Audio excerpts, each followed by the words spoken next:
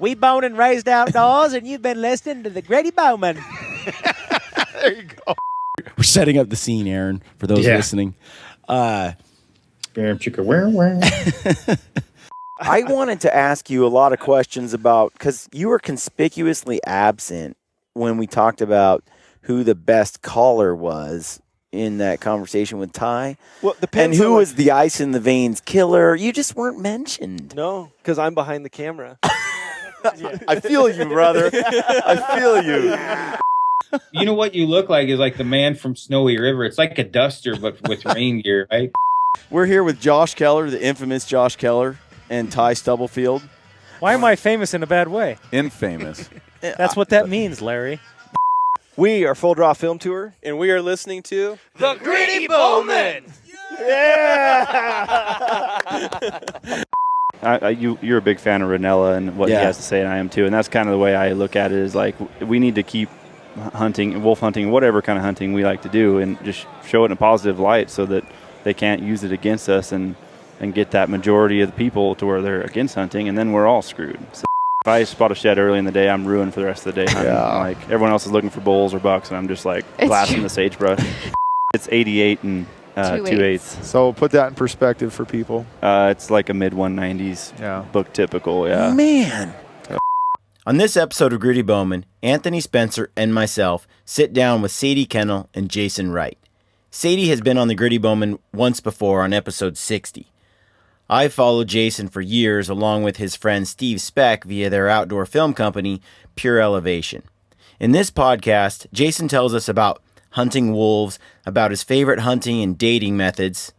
Stalking methods or dating. And Sadie blames Jason for her insatiable shed hunting addiction. If you like the show, please go to our website at grittybowmen.com and subscribe to this podcast and tell your mates and pals about us. Do us a favor and please take a moment to leave us a rating or a review on iTunes or on our YouTube channel. Send your questions and podcast ideas to grittybowmen@gmail.com. If you're listening to this on iTunes, you can see the video version of this podcast on our website at www.grittybowmen.com. Okay, folks, welcome to the Gritty Bowmen podcast. I am here with Sadie Kennel. We're back with Sadie. We had her on an earlier podcast.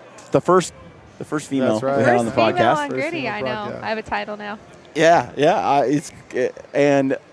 So if you haven't seen that, go back or listen to it. Go back and catch that.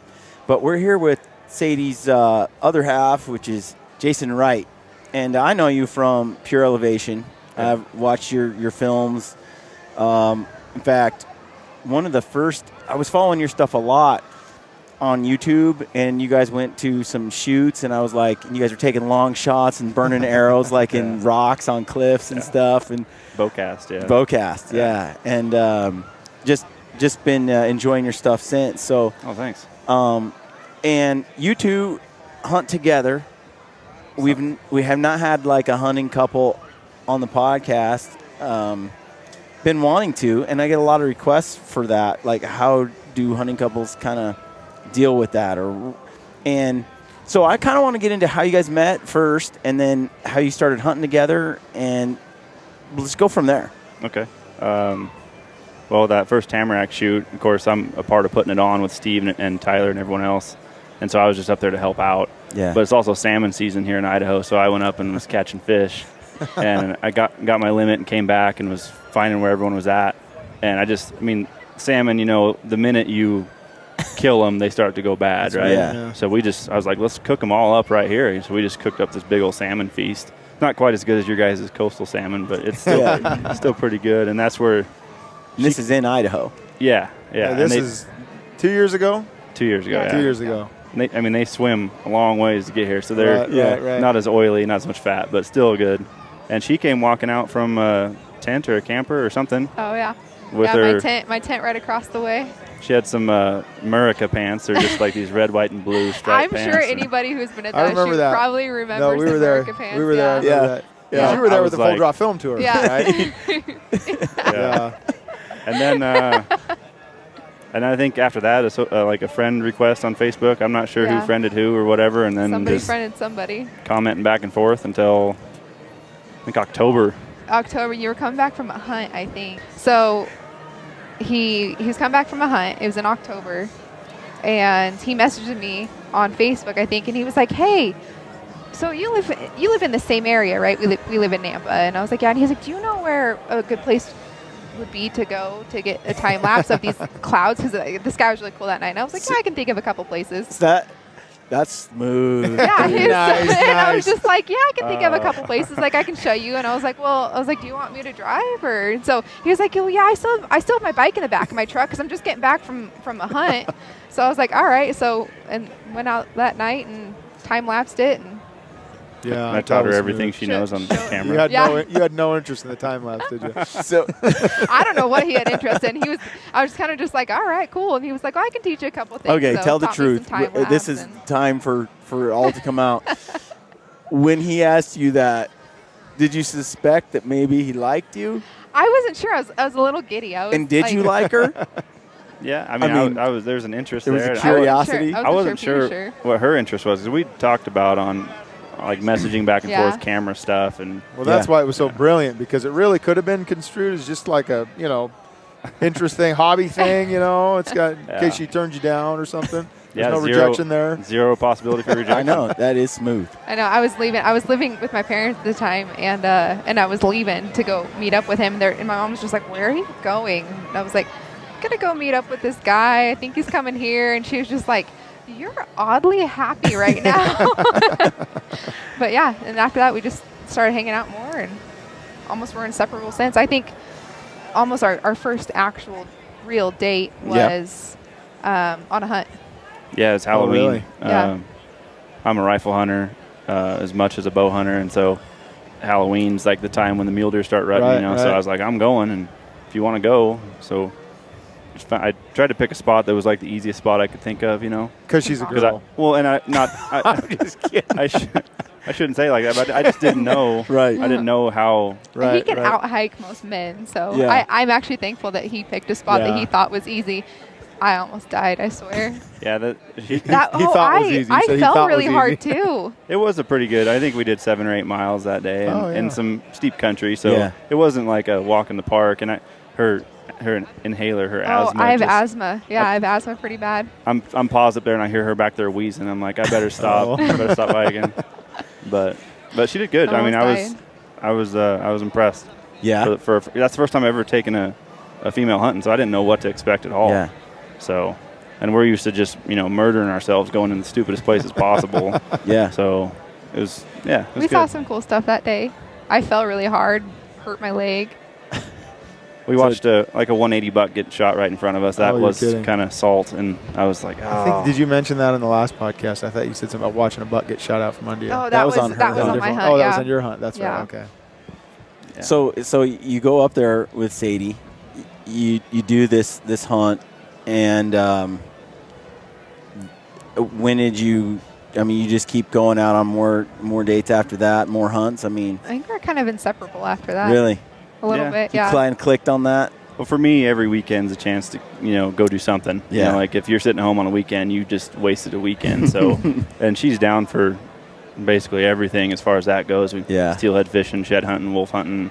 It doesn't matter. So, good partner in crime. Good, kind of done all. And sometimes I think we talked about this before. He's pretty good about dealing with my moodiness because I can be.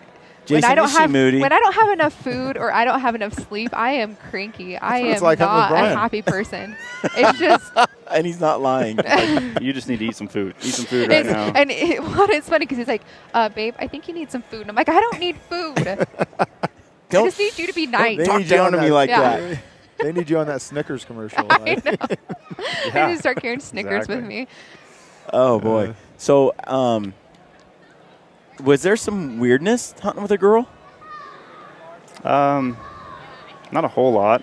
I mean, it's definitely different when you're hunting with the guys. I'm never concerned with if they're okay. They could be back there with a broken leg. As long as they're not calling me on the radio or saying, hey, and I'm just like, they're good. But with her, I'm always kind of just checking back, making sure, stopping, going, everything okay? You know, that's different. Yeah. Like I've never really been concerned about my hunting partner, like that they're going to make it out or whatever. And I'm not saying anything. No, bad I know, there. and I appreciate it because I mean he does well. He makes sure that I'm good and that I'm still doing okay. And Anthony, you hunted with your kids, your daughters, and your wife. Yeah. Yeah, quite a bit. And so I got sick. I was pretty sick. Cold chills, fever. The day I get to his house to go hunting. And so this year for elk. We were backpacking in. It wasn't like we were in a big truck camp. It was it was lots of, and I felt like I was freezing to death in like 80-degree Jeep. I thought he was being a wimp. So we hike in, and I'm like, and then I feel just crummy, you know, for days. He and Ben, no mercy whatsoever. Yeah. Not even a little ounce of sympathy. They're just like, we got to go, man. There's elk to kill. Just suck it up. He got pretty cranky about it, to be honest. He was. And so, but when you're hunting with your wife, your kids, how do you handle it differently? You know, that's been a whole evolution. It sounds like you're starting off better than unless we're just hearing the good parts. But no, there's. It's kind of funny. But you were married for a long time. We were married. My wife didn't hunt with me for a long time. We started out hunting blacktails in the rainforest, in tree stands. It's pouring down rain. a little miserable. That's an acquired taste. I'm not a fan of the don't just rain. start out loving blacktail hunting, right? Yeah. So we did that, and to be honest, she never killed a deer. She could have. She could have killed many deer. She didn't. She wasn't really out there to kill. She didn't have a strong desire to kill. She really had a strong desire to spend time with me, and I was always gone hunting, so it was a good way to do it. When we moved over to Eastern Oregon and then Idaho, started hunting out in the open country. She killed 3 really nice mule deer the first 3 years we were out here. Nice. It was a whole different story. It was, nicer weather. It was, so it changed a lot once we got to the east side and became a lot more enjoyable. And then my kids were getting old enough, and they started. Up until this year in Colorado, my wife and kids had killed bigger bucks than I had. Let's put it that way. So did you get something good in Colorado? I just killed my biggest buck, but nice. Yeah, he's not a monster, but he's big. How big is he? Killed, so. Like 171. He grossed 171. So. That's a hell of a buck. Yeah. Yeah, we killed him on the last day of the hunt, and Ben was along with me on that hunt. Brian was supposed to be there, had to cancel from some work. Last minute, had to cancel. But with your wife, you never treated her like you do me, like. I don't think they would still be married if you did. Yeah, I mean. No. I remember. About your daughters, I mean, you're just like, suck it up, let's go. No, you know what? There's been I don't want to admit to all my faults here, but there's been a few times that I've learned how to become a better hunting dad. Let's put it that way. Because you can't the younger kids are getting a better deal than the older kids. Exactly. Because you can't push your kids or your wife who's not been bitten by the bug. You can't push them the way you do your hunt partners. That's true. Kind of learned that the hard way. Because to me, it's not fun if I'm not doing everything I can to succeed. And so I just think for them, naturally, it's not going to be fun unless we succeed. But I've gained a lot better perspective on that as my kids have gotten older and stuff. So yeah. That's so. When you went with Sadie, were you impressed? I mean, that first trip, I was impressed with how she did. Because I mean, I'm always in the hills, and I'm kind of quadzilla in my legs. I don't, I'm not a gym rat. I just kind of I'm shed hunting in the off season. So to go up. We did the death hike last summer. I remember reading about that. Yeah. It was 42 miles in 16 hours, and I didn't even train for it. I just went, and I was a little sore the next day. I was limping around, but I mean, I don't really worry about the hills and stuff. I'm sounding horribly cocky. I'm not trying to be. That's what you do. That's what you do, though. That's your thing. That's what he does. It's literally a walk in the park for him. We've said that. We train a lot of different ways to do different things. But if you just want to be good at hiking, you hike. Yeah. You put on a pack and you hike. That's the best thing to make you good at hiking. Yeah. This year, when we went out, I spent a lot of time at the gym. Well, not so much last year, but I have in the past. Anthony has spent a lot of times as a fish and wildlife officer, hiking and in the hills. Shed hunting, the same shed thing. Hunting, and just out there carrying a load, hiking, scouting, a lot of, out every weekend up on the mountain. I'm kind of in the city. I go to the gym. I do some workouts. It just doesn't translate the same. Yeah. You're fit, but you're not in condition the same way. And Anthony can can just go up those hills for just go. And that just comes from doing it. Yeah. And so, yeah, I guess I was impressed. I mean, given her skinny little legs, I mean, my thighs are as big as his calves. Her biggest limitation was her lungs and the asthma. And so that I was kind of like, come on, get that inhaler working. We got to get to the top. Yeah. But it was a fun trip. We saw a ton of deer. It's gotten better.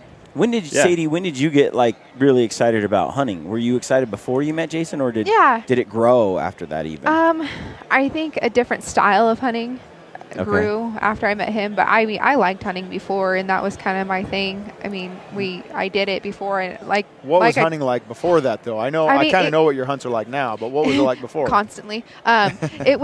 It was kind of just like the regular hunting guy, it was, or I shouldn't say guy, gal, the hunting type. It was just, you hunt a weekend or a couple weeks or pick 10 days out of a season and hunt it. And if you get something, you get something. Camp just day hunting. Day hunting, just hiking every day, that kind of thing. And it was all bow hunting. I was kind of fortunate enough to be able to go into an area that it was easy to do that in. It was, a 3-mile hike trail in the bottom that was closed off.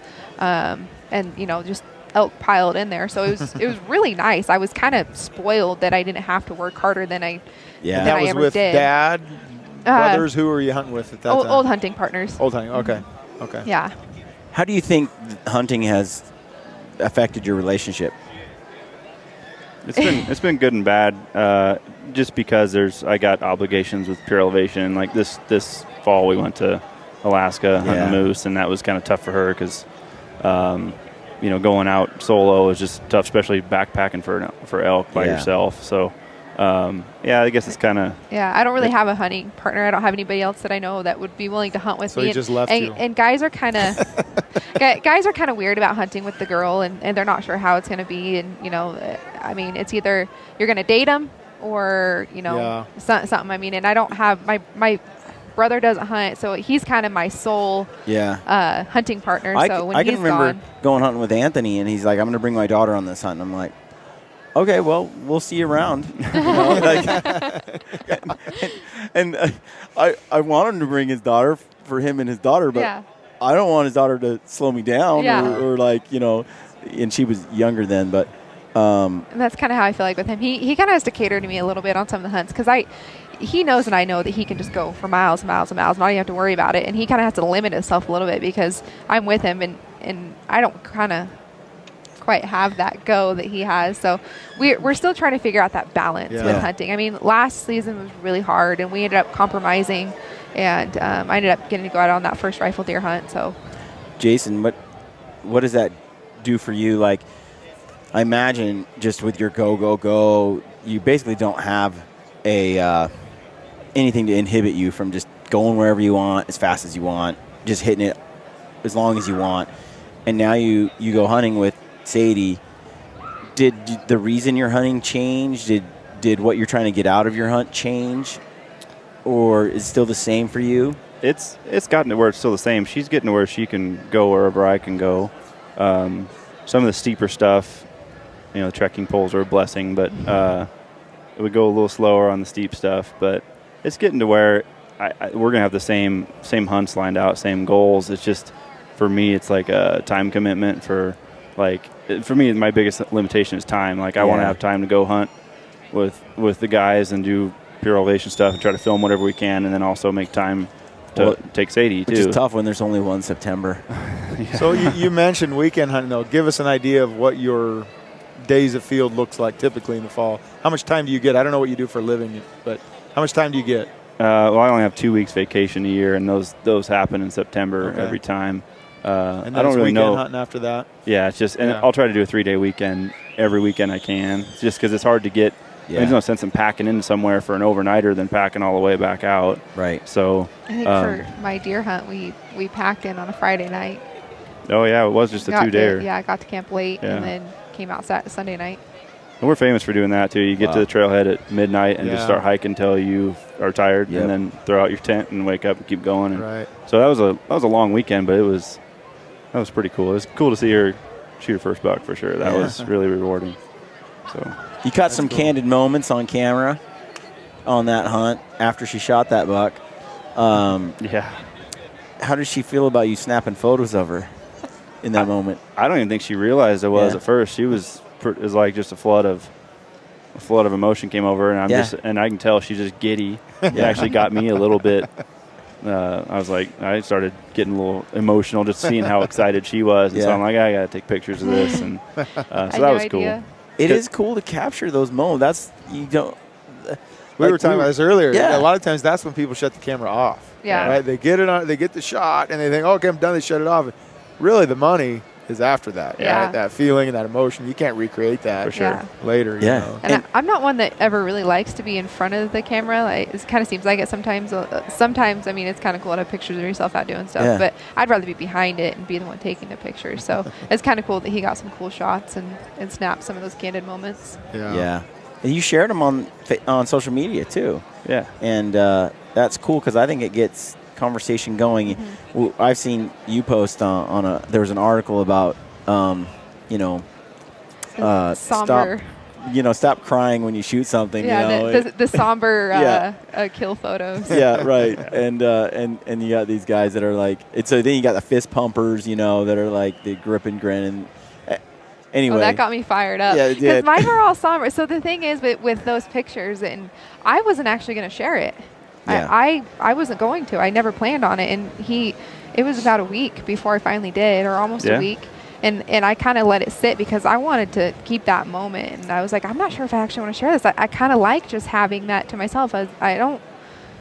Yeah. I want to keep this experience. And I debated for a long time. And then I was like, well, maybe I'll just share a picture, Uh-huh. And he was like, no. He's like, it's a really cool story. The pictures are cool. He's like, I think you should share it. It's great. The backdrops were safe. Yeah, that was his only thing. And he was like, share them. The backdrops are awesome. No, I hear you on that. We got back from Colorado this year, and Brian was saying, I shared a few pictures with him.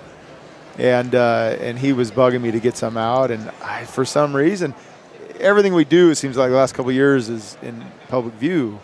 And for some reason, I just was like, I just didn't want to really share it. I just kind of wanted something that was mine. And I get that. Finally, Brian just had to put them out. Yeah, I didn't care. I was having a hard time, putting it out there. I feel like everything we do, we put out. And that's been hard. I'll be honest. Trying to share, especially candid moments like that, and some of ours are on film where the camera's rolling, and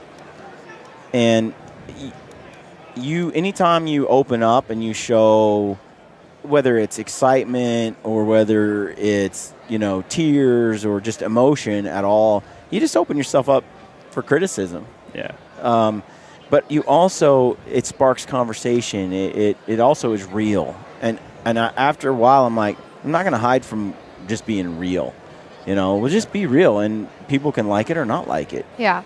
And I just think that's where it's at. And Anthony's also really private, also at the same time is really social. And so it's this weird, bizarre combination. And he'll kill an elk, and I'm like, post them photos, man.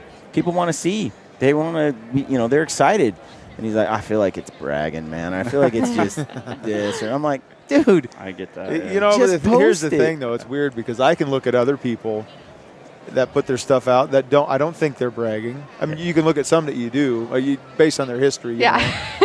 But I don't want other people to think they're bragging. I love it when they share stuff, but for some reason, I think I kind of had the same feeling too. I was like, I don't want to be. I mean, not that it was like anything, giant or special, but I was like, I just, this is cool, and I don't really want to be bragging. It was a different experience, that's for sure. But I think having a photo or sharing that. First of all, I like to see women hunting because it just represents the sport so well. It represents the hunting lifestyle. I don't even like to call it a sport, but it represents hunting well because when they see, a woman that, they're kind and they're gentle, all that kind of stuff, and then they're out there killing an animal and eating, it's kind of hard to.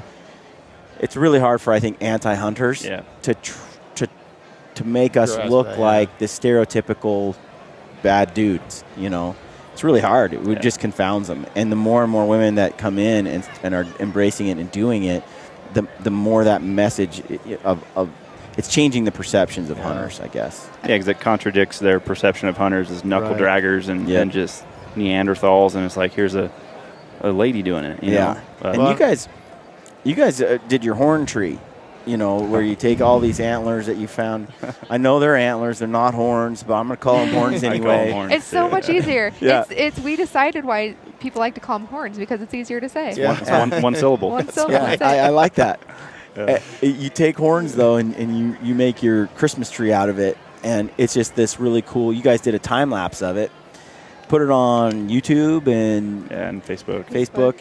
And it went crazy. It did, but you guys got some serious. There's some. Let's just be honest. There's some flat out stupidity that got posted on there about. I mean, people thought you killed them all. Yeah. Not realizing that they were shed. Straight killers. Yeah. And you know, but tell us about that a little bit. Like, was it hard for you at first to like get some, because you got some hate? I think both of us at first were really. Were you surprised? We were surprised. It never ceased to amaze you what people can hate on. Oh my gosh. Yeah. We were surprised and we were upset and we weren't really sure how to feel about it. Well, I've been doing the tree for a few years, and I just posted it up on Facebook, and friends liked it and stuff. I didn't think, oh yeah, it's just an antler tree, but that when she did the time lapse, that's what really, like, it just went crazy. And it didn't help that there was 2 wolf pelts and a coyote in the video. So that was my bad. I shouldn't have done that. But, because that, you know, you can defend. And those just kind of lived on the back of the couch. We didn't purposely put them there. Yeah, it's just where they were. So, and I did wrap one of them around for a tree skirt because it just seemed appropriate. Yeah, that's cool. But the antis, they can understand hunting for meat, but they do not get hunting wolves, and there's nothing you can do to tell them otherwise. And so, that was, it really surprised me when it started blowing up the way it did, and all the shares and millions and millions of views, and just, I was blown away. Wow. But you did it again this year. Yeah, I mean, sure. It's better than buying a tree, in my opinion. You know? Well, it's still up, actually. I was going to say that I heard you on the Backcountry Hunt Backcountry podcast, and I call it the Steve Speck podcast. So just like this one's the Aaron Snyder podcast, right? Totally, exactly. And so what happened though? I listened to you on there, and you were talking about hunting wolves, and it's a great podcast, by the way. If people have not heard it, go check it out. And you were talking about the sensitivity around hunting wolves and how we as hunters have a responsibility to, when we do kill a wolf, to do our best to present it in the right way. And there's a lot of hunters who feel like, why should I have to do that? You know? Because we're in a democracy, you know? And I think that it runs into practicality, really. Like, I get it that you don't want to have to do that, but the reality is 80%, you know, they talk about the hunters are 10% of the population, anti-hunters are 10% of the population. In the middle, you have that 80% that are just non-hunters. Yeah. And they're just trying to decide what they're going to, you know, whether they're going to support hunting or not support hunting. And when they think it's for food and sustenance and all of that, they're like, yeah, we're behind it. Yeah. When they think it's just to kill wolves or, you know, to kill, you know, apex predators or whatever, and you're not going to eat the meat and that sort of thing, if it's not presented in the right way, and I think it should be. I think it should be talked about. We should be showing parts of it so that discussion can take place. But it's all about how you present that discussion, how you deliver it, that will either make a non-hunter understand and value what you did, or vilify it or hate it, you know. Yeah, and you're a big fan of Ranella and what he has to say, and I am too. And that's kind of the way I look at it, is like, we need to keep hunting, wolf hunting, whatever kind of hunting we like to do, and just show it in a positive light so that they can't use it against us and get that majority of the people to where they're against hunting, and then we're all screwed. So my first wolf, we actually got the hunt on film, and we were like, what do we do with this footage? And we just ultimately decided not to put it out there just because it's not going to do anybody any favors. And I kind of had a pretty good celebration. Like I was fist pumping, and that was like my 20th something wolf I'd seen, and I missed one the day before, and to shoot one and have it drop, and just I was jacked up. I'd never been so excited, and I just don't think a non-hunter could watch that video and go, this looks like a normal person hunting for meat. They're going to be like, this guy looks like a crazy bastard, you know? Yeah. So we were talking about some of the things that we say when we get excited. By the way, I'm on a tangent here because I want to get back on this wolf thing. But when his dad shot his first branch antler bull, and he was in that film from we put in Full Draw, and he's like, great film. I thwacked him. I thwacked him. Who says I thwacked him, right? It just comes out. Yeah. I was telling him about this elk I shot. He was with me. I shoot this bull elk in Arizona. And as soon as I shoot this bull elk, it runs off, and I go, did you see that? I toasted him. I toasted him. I don't think I said that since 6th grade. And I don't even know where it came from. It just, in that moment, I don't know, that's what came out. I wasn't even, which makes me, I've been analyzing it for a long time since. But then I watch what other people say and do in that moment. It just happens, and whatever comes out, it's just raw, it's real. But I think sharing it, as much as I want to share it publicly, some of that stuff, it's the celebration of killing an animal in some people's eyes, and there is that part of it, but it's also all that it took to get there. And without explaining that, it can just give the non-hunter the wrong feelings about it. Versus this somber feeling like I shot it, and you're like, oh my gosh, I just killed an animal, you know, and there's that reaction too.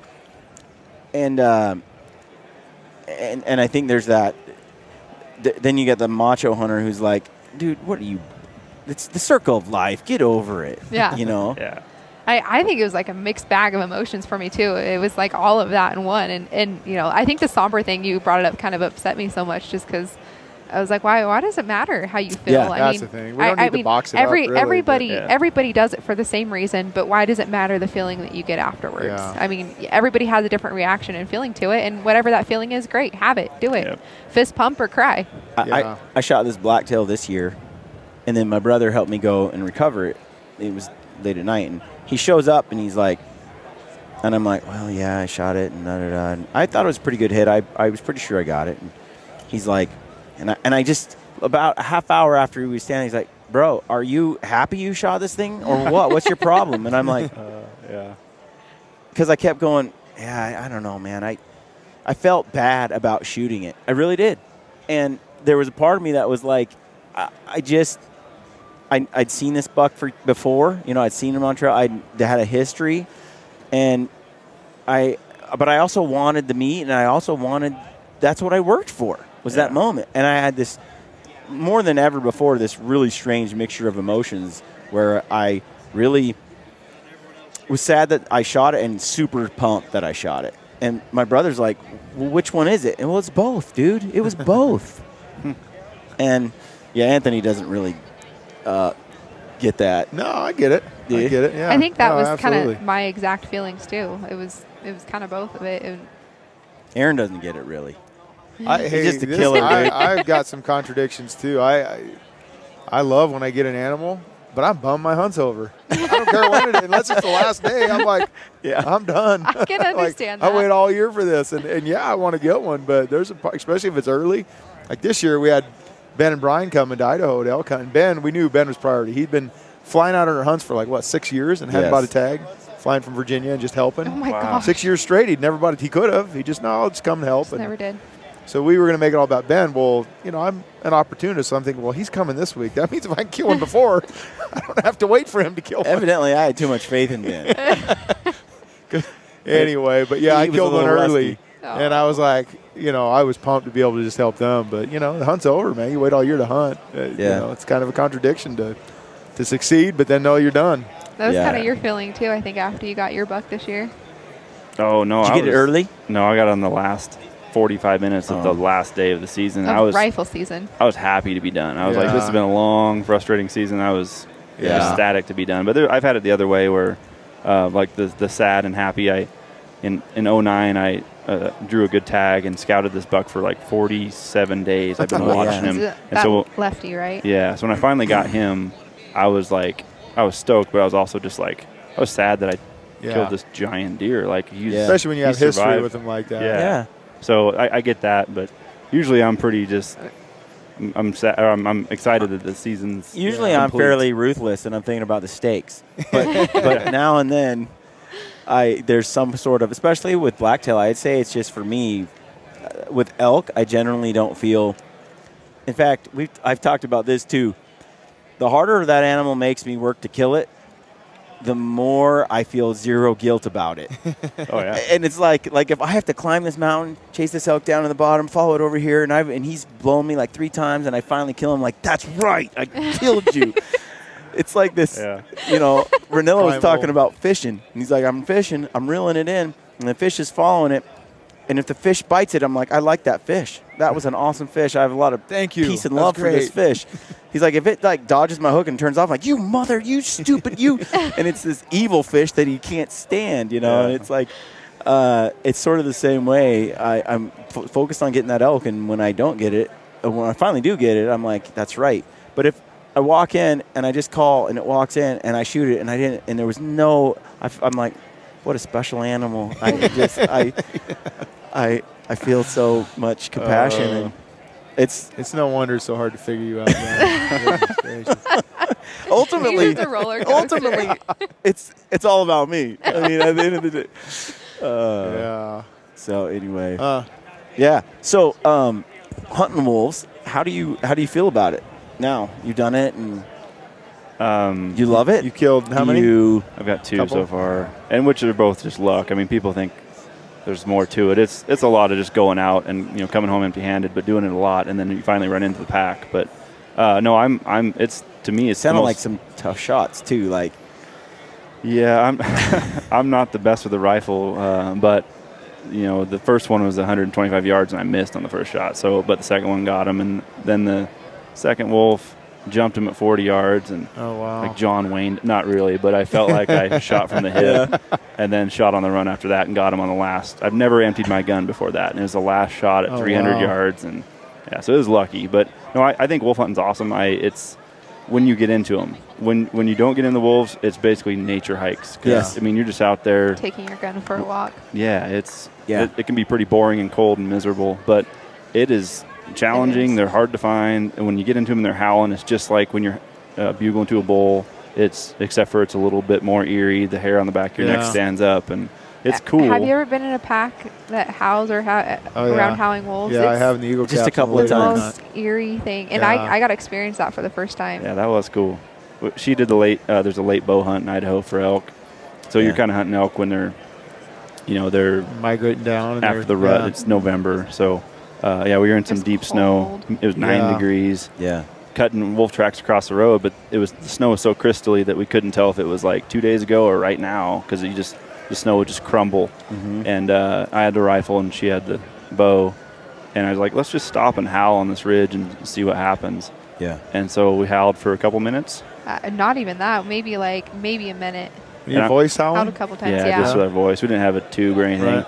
Right. And I had the rifle in my pack with no rounds in it because we were bow hunting for elk, and she spotted it.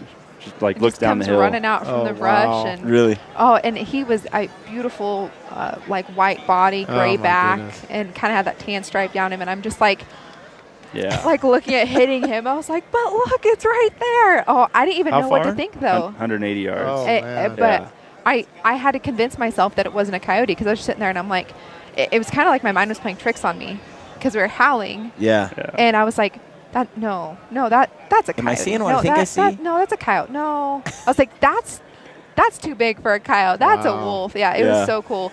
And so he's throwing his pack off, trying to get his gun out, and I throw my pack off, and we look up, and he's turning and running off. But he was beautiful. Wow. I almost got a shot off. Had I had the rifle on my shoulder, I would have got a shot off. And then after that, we started howling, and we got the whole. Well, I'm not sure how many there were. It sounded like there's 3 or 4, maybe more. We couldn't really tell. They answered us for about a half hour after that. We were just sitting underneath this tree. The fog we were right above the fog level, and it started rising up. So we got kind of socked in with fog, and we got wolves howling. Yeah. We don't know where. It was cool, but And it was They more just like that. never showed that up after that. It was fun. Moaning, like Yeah. really deep, and kind of like a few like low yips and barks, and it was never really like a full howl, but it was really eerie. Yeah. That's cool. You were saying that the wolves weren't as big as people tend to think they are.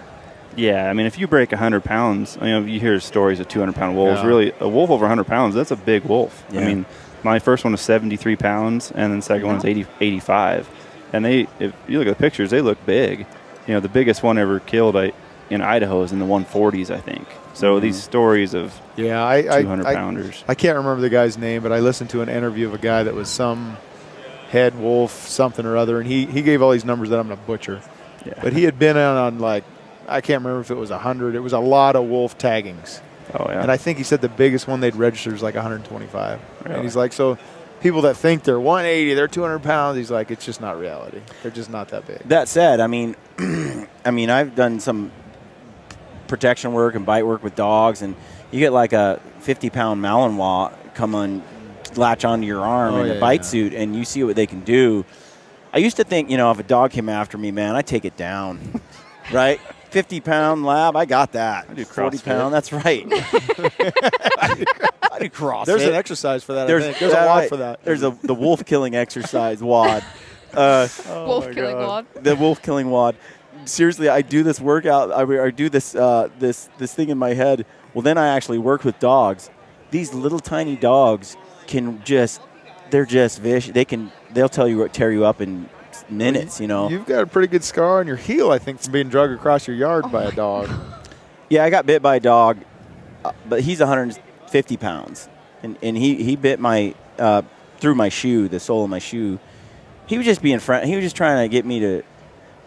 I had a. Well, there was some breeding. Yeah, there was going a on. breeding thing, and there was a little dog fight, and I walk over there and I'm like, no dogs, and he grabbed my leg, but he yanked me about 6 feet through the yard. Oh my gosh! Like 2 big pulls, and I went 3 feet each time, and he just. And I was standing there, and he grabbed my foot, and I flipped around on the ground and got drugged with 2 giant pulls. And he still got my leg, and I'm like, that's a 150-pound dog. He's a mastiff, an African mastiff. And I'm like, bad dog, bad dog, bad dog. And he was like, oh, sorry, Dad. And he let go. I'm like, get out of here. Go to your kennel. And the whole time I'm like, whoa. I was faking it. You get out of here, I'll kick your butt. And I was sitting there going, he could kill me in 2 seconds if he wanted to. But after that, my respect, I already had some respect for dogs in the first place, like little dogs. You look at I look at a coyote, and I'm like, it doesn't surprise me at all that a coyote could take down a grown deer at all. It might be a little tougher, but it doesn't surprise me, and especially if more than one gets involved. And so then you're looking at a wolf, and even though you say, hey, it's an 80-pound wolf, that is a huge dog. Well, and that's a fit 80 pounds, too. I mean, people look at domestic dogs, and they say, oh, there's a 150-pound domestic dog. Well, he's a fat, lazy, out-of-shape dog. These wolves are in the shape of their lives. Yeah. And when your you hear... male was just, he looked giant. He looked like he could be 180 pounds. Yeah. But he was like 70, 80 something? 85. 7 feet long. That's the other thing, too. The head, nose to tail is super long. That's cool. That's really cool. I'd love to get one. Yeah, and at the time, you just get the tag over the counter. You still do. You can buy a bunch of tags. And like if they just hit the quota, they've never hit the quota. Yeah. And they probably never will. Yeah, they're so hard to hunt, and they just cover so much country that it's hard to find them. Is the biggest thing. So, what's the hunting been like since wolves have been introduced? Because you hear, a lot of this. You still hear Ranella kind of talk about some of it, and he's like, it's not as bleak as people think it is. But you talk to others, they're like, yeah, my hunting area is just hammered. It's nothing like it used to be. I haven't ever had any problems with elk hunting or even deer hunting as far as just seeing reduced numbers or anything or having the wolves affect the hunt. I think it's really area dependent. Yeah, Sadie just brought up in the Lolo zone, the feds in Idaho are killing them. The elk numbers have dropped from historic highs to extreme lows. That's huge elk hunting areas, a Lolo zone for Idaho, and it's huge controversy right now. It got released that Fish and Game is going to go be taking out some. I think it's Fish and Game, at least. I'm not sure if it's state or feds. I think it might be U.S. Fish and Wildlife, but they're going to go take out some wolves. And people aren't happy about it. People still don't understand the reasoning behind it. They just don't get it. Yeah. Huh. Yeah, so I've never had it affect my hunting, but there's definitely some zones like that zone and this Sawtooth zone, the McCall zone. They've all been hit hard by wolves, and the elk numbers have shown that. Yeah. And people started scattering. The hunters started going to different units. All the kind of the central Idaho type units, all in that area is really where it's been bad, where people have had to go away from hunting in those zones. Yeah, but it's never affected me. So Yeah. You don't really. No, I mean, we have them down there. I'm pretty good friends with the government trapper up in Midvale, and he tells me where he gets complaints and stuff. But there's a few down where we hunt, but not a lot. They're pretty rare. And they move around so much that if you get into one day, they're probably not going to be anywhere near there the next day. And that's what he said too. But they just he gets complaints of a wolf kill, and the next day they're just gone. They rarely come back. Are they on cattle around where you're at?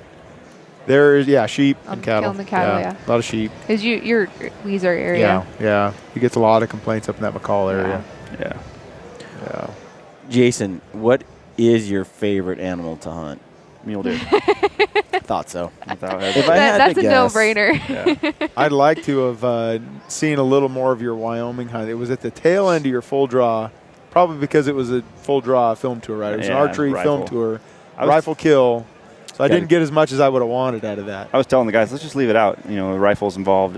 But they're like, well, it kind of is part of the story, Because you had a run-in, right? You had a run-in with that buck during the archery hunt? Yeah, I got 60 yards from him, and I kind of blew it. A doe busted me and ruined the whole thing, and we never saw him again for the next 3 or 4 days. So I came back. That hunt over there, the bow hunt goes till the 14th of September, and then the next day the rifle hunt starts. So I hadn't even planned on going back, but after that run-in with that buck, I was like, oh yeah, there's some sick days in my future. And I went over there and hunted the last 3 days of the bow hunt and couldn't find him, but found him with the rifle and got him. So on the 4th day? Yeah. That's cool. Which was the opener so I got him on opening day. So how big was that buck? I saw it. It was big, but he actually is kind of deceiving. He's low 180s, 183. Oh yeah, he was impressive buck. Yeah. But he's super wide. Yeah, has really a great look to Just him. But everyone thought high country, big mountain buck. Everyone thought he was 190, and I did too. I did too. And the mass was lacking. But at that point, I don't care what they score. Once I knocked a tag, I'm just like, I'm happy. So. And he's Why- still an awesome buck. Why mule deer? Why not elk? I think I've told her this. I used to really love elk hunting. Yeah. I would get in some big bulls. The first bull I ever hit with my bow was a giant, and a bear hunter found him. I hate to talk about losing animals, but it happens. And I was really into chasing big elk with my bow. I was always doing it by myself. I never had a caller. And then I started hunting with Steve and Lenny, and we work our ass off for, first year 6 points and raghorns and 5 points. And I'm like, this area I used to go, I'd run into people, and they will not tolerate running into people. Like, we run into people, it's like, okay, let's go 5 miles that way. So you're saying your area had bigger bulls, but people. Yeah, and so it got to where, it was just so much work I enjoy it, but not as much as I do mule deer.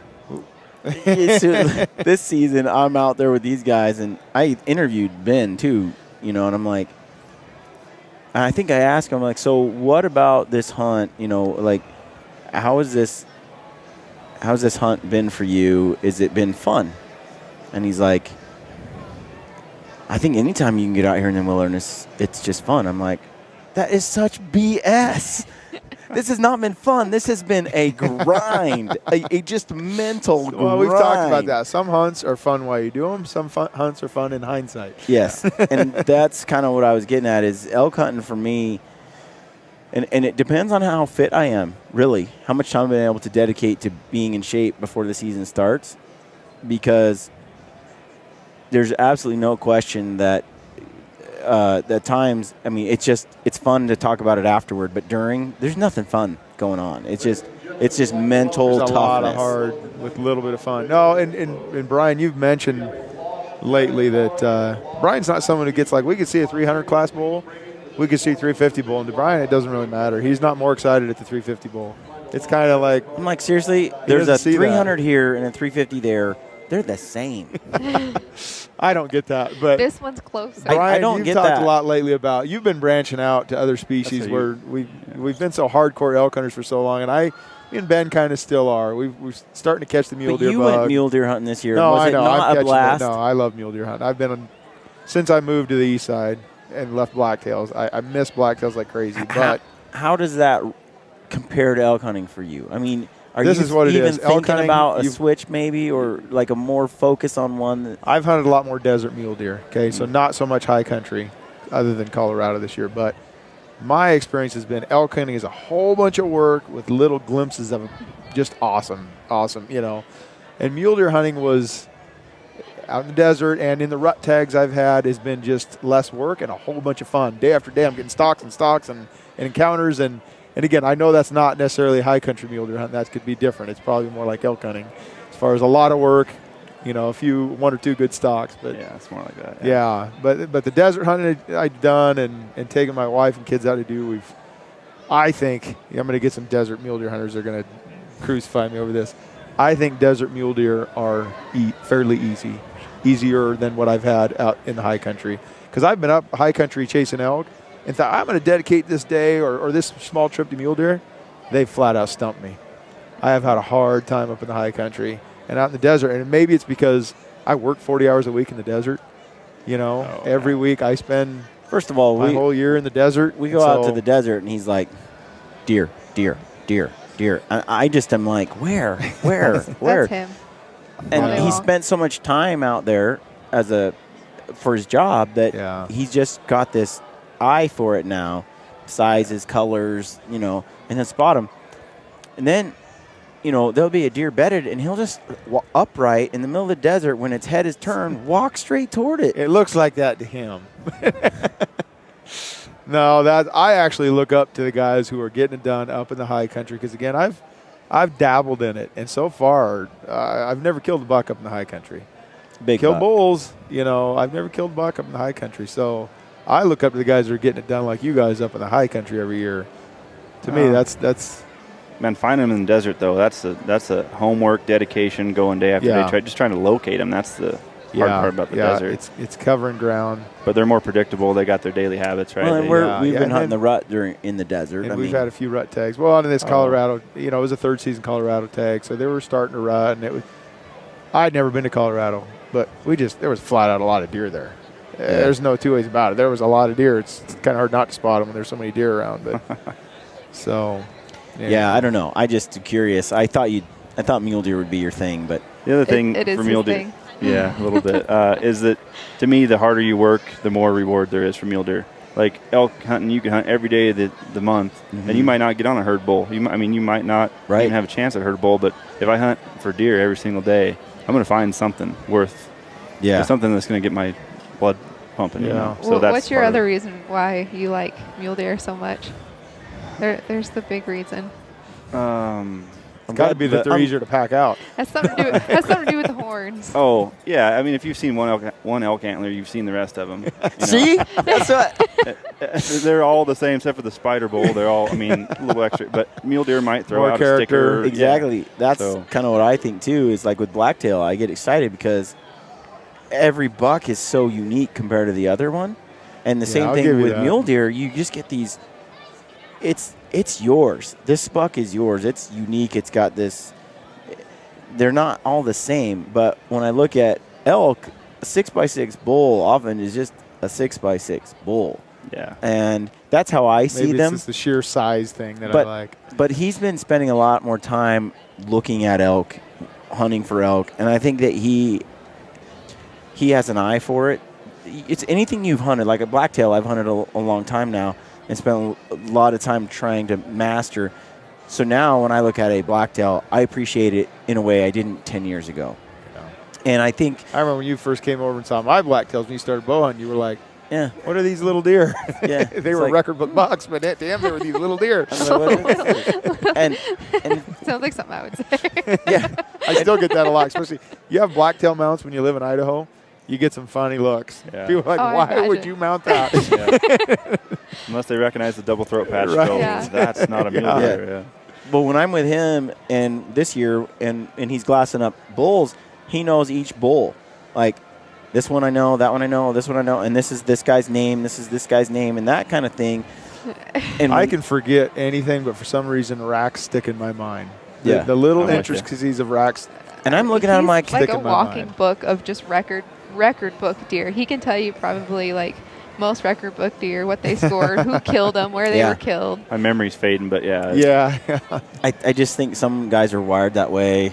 They just get it, and I mean, his good friend is an antler guy, Oh, he's way And- worse than me. and Like, they get together, and I seriously have to have somebody else around with me because they get together and there's literally no stopping them. I mean, like, they're like looking at new mounts and doing this and talking about this horn and that horn and what this one scored. And one night we went out fishing. We went on this little trip with him, and he has this like row of like record book deer like poster pictures. Yeah. And he's sitting there quizzing him on them. Like, they would look at the picture and he's like, "Okay, what do you think that one scores?" we and then, actually made it a drinking game. yeah, He's it was like, get within 10 inches or whatever. Yeah, it was get within That's 10 funny. inches, and his buddy knows this score, like Yeah. down to the really, inch He actually of runs all these the- deer. The Eastman's Deer Tour.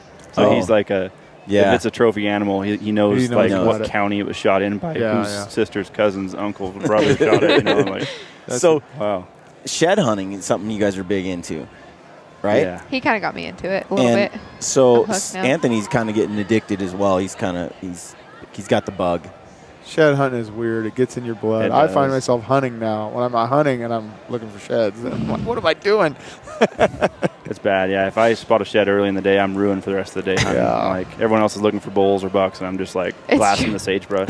He'll be Yeah. like, there's an elk shed down there. It's white, but I have to go get it. Ah, seriously, yeah. I was like, That's but what he it's does down too. there. Not. Then he starts carrying it around all week, and it's like, we're like 5 miles in, dude. Like, well, you know, it's a couple pounds on my back. These gas You can money. sell it. That's right. So, We've got it while we're talking, though. do you have You found your Oh, first shed. yeah. I saw. That's not her I was- first shed, is This it? is my first deer Oh, you shed. got to be kidding me, Yeah, this is my first deer shed. That's crazy. We'll hold Yeah. that up so the camera can see it there. dude. She had to bring it is to show it off. ridiculous. I know I Yeah. bring showed off, and I can't let it out of my sight. He tried to convince me. He's like, just go leave it at the booth, and I was like, no. I was going to tease you and say I saw somebody walking off with your deer Oh shed my there. gosh. I probably would have had a heart attack and thrown off. You my measured that, headphones. right? You Yeah, measured it. it's 88 and 2/8. So put that in perspective for people. It's like a mid 190s Yeah. book typical. Yeah. Man. So, Crazy, huh? You see it? Yeah, I told her I Yeah. found a few in that range, but I haven't found an 88 incher. So I'm Yeah. like, you just beat in my 15 years of stomping On through your the first sagebrush. one. Yeah, This on your is- first. Is this season? Yeah. All right, now, Yeah. You Jason, can be tell. honest, It's almost though. a 3-pound horn too. I take my kids out shed hunting, and there's times they think they found an antler, but I walked by it. Was that the case here? Or No. did you make her think I she thought found her it first was. antler? I seriously thought it was. I was like, you let me find that, didn't you? He's like, I wouldn't let you find that. Right. I would not let you find that. No. Yeah, we were walking up a green draw, and I was like, just walk up the bottoms of these. Sometimes the deer come down where it's nice and green. I was up on the top of the green side, so I could see everything, and I know what he picked the premium does. He spot. walks in front of me and like up high, so he can just like see everything in between. And somehow, yeah, Nice. So I was glassing out in front of her a little bit, just making sure. And I glassed across the draw, and I was just pulling my binos down, and I hear her say, "What'd you oh say?" my god! Something, yeah, as soon as she said, it, I was like, "Oh, there it is." Right there. Dang. Yeah. So it's a stud. Yeah, it's I was So- a little jealous for sure. What is the biggest you found? Like Mule deer. 86 and change. So Pretty same close. caliber, but that one just What about an elk? Found any big elk ones? 160 incher, No. which is like a Big 360 bull. yeah, it's a big, So big shed. Which one's that? it's the black one up on the Oh, okay. top plant shelf. My They're all big- displayed. Yeah, my biggest set was a 325. The only reason I know that's because they were laying like this. Oh, That's awesome. Yeah, and then That's the about 10 best. feet away, there was like a 300 class bull, half of it laying there. Have you ever but that was found any pretty like different. that just next to each other? not that close, no. Yeah, That's How pretty long lucky. did you search for that other half? I searched The for next a day? day or so. Yeah, I'm really busy with school right now. I'm doing 15 credits this semester, so I'm super busy. So I told him if he finds the other side, he can keep it.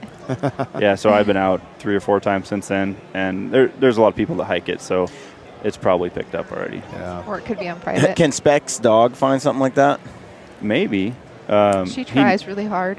He needs to get her into that because she's a Yeah. hyper dog, and he calls them dog chews. He's like, "You got any dog chews for Greta?" I'm like, These are gold. These are precious brown antlers. These are horn My gold. dog will retrieve them. Gold. She's found a few blind because I've worked on it. Late in life, I've worked on her.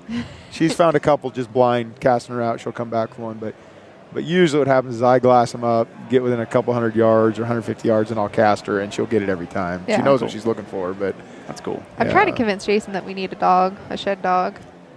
you know, I think I'm not convinced after yet. using mine for a couple years, this is a little bit of a naive, ignorant response here. But Oh, great. only a couple years. No, I just think river bottom, whitetail, thick country, I think they'd be awesome. Yeah. But at least my dog goes pretty good. She hikes with me all It's not day. going to replace a pair of binoculars. No, they're not going to replace. They can't cover that much ground. You know, they But can't. So in that big, wide open country, they're not as useful, I think, as in the river bottoms and in the thick country, where they're sniffing out stuff you just can't get into. right. If I'm going to find a blacktail shed, a dog. Yeah, but her few blinds has been just that thick sage. I think I'll there's a send her use in there, for and 'em. she's come out with them. I think the majority of guys that take dogs out find a lot of them on their own. Yeah. And either have their dogs that go pick it up for them, but I think a lot of them just take a dog with them that knows how to find them, or knows what they're You just looking want for. a dog, don't I you? do, but just to find them. Oh, you have no idea. You'll Like, use it for puppies- shed hunting, Jason. I will. I She told was- him I would train it and everything. She was telling me today on either Instagram or Facebook, she follows puppies accounts. Like there's a dog I that has follow a lab Facebook accounts page. on Instagram. It's I didn't so know there was sad. such a thing. They're like celebrity There dogs. They're like dog accounts, lab accounts that have like thousands of followers, and I Oh, follow wow. them. It's so bad. Yeah. I tried it. Puppy fever. You're getting a Oh, dog I someday. I can feel love it. puppies, so I love dogs so much. I'm a total Yeah. dog person. I like just having someone to take care of and train and look after, and like I be proud in something that I've created. I guess Yeah. it's kind of like creating a monster. and I've trained some pretty good dogs in my day. I mean, my dad taught me how to train labs when That's I was awesome. young. So, Cool. and that was kind of my thing. I loved it. So, So- new one. Tell us what is going on with you guys right now. What do you got in the future? Anything coming on? Tell folks that are listening. You can go ahead. I've been talking the whole time. so. No, not really. No, we don't really have anything planned. I mean, we're kind of fly by the seat of our pants on. How what can we do, people and- connect with you? And you got any content or anything you're sharing out there? You So- writing for anything? Or? Right now, not really writing for anything. I'm pretty active on Instagram. Some people follow me. What's your handle? He is too. I'm. It's kind of confusing. It's at Sadie_love. It's S80, and some people can't figure out that the S80 actually says Sadie. S80. Yeah. S80. Yeah, and he's at Idaho Jason, and we're both on Instagram and Facebook. We I'm not on post up Instagram that much. I just most of our Really? adventures. Yeah, but Facebook more? yeah. Yeah. I mean, we try to put our stuff out there and share our adventures, and it seems like we're so busy. Like, I'm looking back Yeah. at pictures. I'm like, I have so much stuff I could share and so many stories I could tell, and then I'm like trying to find the time to do it and We time have- to write it. And We have I mean, so much video. this is and probably it's the like- best way yeah. I've ever gotten some of my stories out, is being able to talk Yeah. with you and do this, because I mean, I think probably being able to do a podcast and get the Yeah. story out is been the most beneficial way for me, at least, and for him as well. I'm kind of like you. I'm more reserved. I don't put everything out there. I'm probably the worst self-promoter ever was. Like So- Anthony. I hear it from Brian all the time. I just want a little help. Yeah. Dude, post a picture, man. Yeah, Because he's out there all day and he sends me a text with an awesome photo of a deer. I'm like, dude, put that on Post it. Instagram.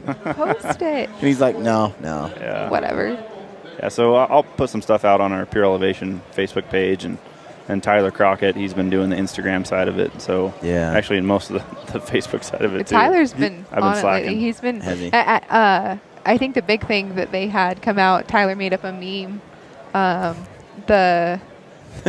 Oh yeah, it Which was. one was it? How did that go? It said something like backcountry hunting, where you spend thousands of dollars I to live saw like it. a homeless person. I'm like, Yeah. My wife even showed that. He's like, Perfect. "There's you." Yeah. Yeah, he put that out there. That one was pretty good. But yeah, Pure Elevation, they got some cool content. Tyler put some good stuff out, and they have some Good. some cool That's what I was pictures going to and- ask. What you guys got any big hunt? I mean, you had big. It's hard to beat Alaska moose. Yeah, I mean, last did you year, get any but- video of those Alaskan hunts? It was kind of a flop. I mean, I think Lenny and Steve only saw 9 moose in 14 That's days. right. So, and there just wasn't very. Oh, and it was also on a wildlife refuge. It's a bird refuge, but because it's a refuge, you can't film it. You know, you guys have okay. National you run into refuge. film permit issues, and so we we booked the hunt before we even knew that we couldn't film it to put it out there. So it was kind of just a waste of our September. I shouldn't say waste. We had fun and it was a good hunt. But you shot a great moose, dude. Yeah. But as far as filming, really cool. filming stuff, we couldn't get any. But it wasn't all fun and games, right? I don't know the whole story by any means, but wasn't there some struggle? And was it bad weather? I can't remember. What did I see? It rained most of the time. It was Alaska. Yeah. One of the pilots wrecked the plane, and it became a logistical thing getting us in and out of there. And I think Lenny and Steve shot their bulls on the same day, and they sat around for 7 days waiting to get a ride out. And it was just kind of a mess. But in the end, we all four got our moose, and it was an experience. But I've never wanted to see dry land somewhere in my life. I mean, so you're not in a hurry to go back, though? No. Because it's high on my list, but Don't not go to the swamps. Yeah, don't go to the swamps. Don't go to the swamps. Yeah, I mean, we were at like six feet of elevation. Like, we were right at sea level in the boggiest, nastiest stuff. Hunting in waders all day. Sleeping in water. Like, our cots were sitting on top of water. Like I've done that. Yeah. And I'm from Idaho, where it rains like 1 day a year. I don't like water. I've been used to being wet. We were both. I mean, you're coastal though. Yeah, that's kind of just. Now that I've moved to Idaho, I feel like if it rains a day, I'm like, isn't it terrible? Yeah. Like if it rains more than 20 minutes in Idaho, you're like, is this ever going to stop? It's going to flood. We're going to drown. Exactly. Flash floods. It's been raining 20 minutes. Well, cool. Right. Well, we'll put some stuff in the show notes for people to link to you guys and follow you. And let's do this again. Yeah, sounds good. Appreciate it. Thanks, guys. Stay gritty. Okay, Gritty friends, I hope you enjoyed that podcast. If you did, please take a moment to leave us a review on iTunes, Podbean, or Stitcher. We love reading your reviews. And connect with us on social media if you're on there. Look us up on Facebook and Instagram, and take a moment to subscribe to our YouTube channel so you can receive notifications when we upload new videos. We've got a sweet deal with Mountain Ops. You get 20% off on all Mountain Ops supplements, combo packs, and apparel when you type in the word gritty at checkout. If you're a hardcore elk hunter, or you want to be, go to the Elk 101 website online and check them out. Our friend Corey Jacobson is killing it with some of the best elk hunting information and entertainment on the web. If you haven't heard, we're doing a huge gear giveaway to try and grow and expand the Gritty community on Facebook and Instagram. I asked a bunch of friends to pitch in on this gear giveaway, and they all came through with some awesome stuff. Our friends at Kafaru, Rockslide, First Light, Phelps Game Calls, One Shot Gear, Mountain Ops, Triple X Archery, Blacktail Outdoors, and Is It September Yet are pitching in some sweet gear for the giveaway. We'll announce all the details in the next few weeks. All you have to do to be entered to win is like our Gritty Bowmen Facebook page and follow us on Instagram. All right, friends, let me leave you with one other quote from Theodore Roosevelt, who said, "It behooves every man to remember that the work of the critic is of altogether secondary importance, and that, in the end, progress is accomplished by the man who does things." We all have a choice. We can be people who do things or people who criticize the work of others. It's pretty simple, really. Get out there and do your thing. Good luck on your hunts, and stay gritty.